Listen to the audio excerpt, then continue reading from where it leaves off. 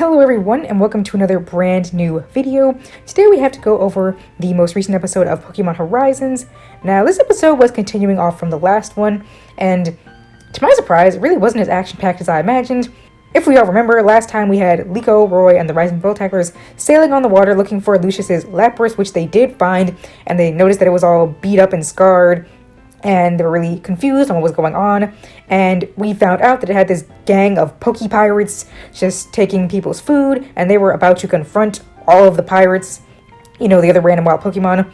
And they did end up doing that, but it actually went a lot quicker than I imagined. I thought it was going to take up a bit more of the episode, but it really only took like a couple minutes, if even a full minute, for them to just get rid of them. And another portion of the episode after that was just following and chasing them for the rest of the first half, I guess. So the quick battle with the pirates, then following behind Lapras and Wailord carrying the others, took, I guess, the first chunk of the episode. But Lapras ended up stopping them by freezing the ship solid, like freezing the water, I guess, rather, and making the ship immobile.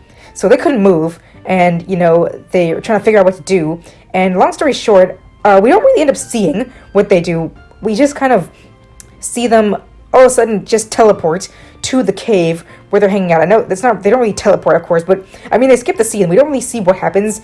We see them talking, and Freed mentions, giving them food, which they do. They just end up giving them food. How they get there, I assume they just fly on Charizard's back, though they end up taking a lot of the crates of food with them. So again, I don't really know if Charizard flew carrying all these boxes or what.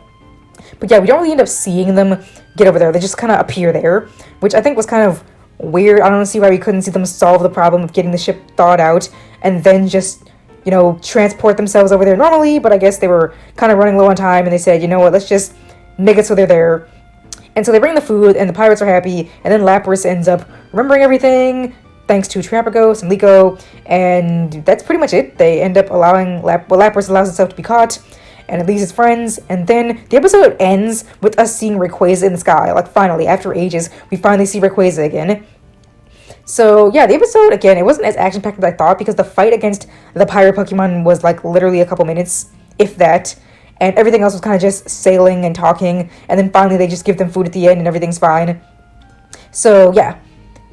Again, I'm not really saying this was a bad thing. I just kind of am confused. I really thought they were going to show more, but they didn't. But again, it's not really the worst thing ever because, again, everything that we're seeing, it just ends up leading to more important things. So I don't really mind that being skipped through. Honestly, I don't think we really needed a huge, big brawl with all these random wild Pokemon. That probably wouldn't have added much.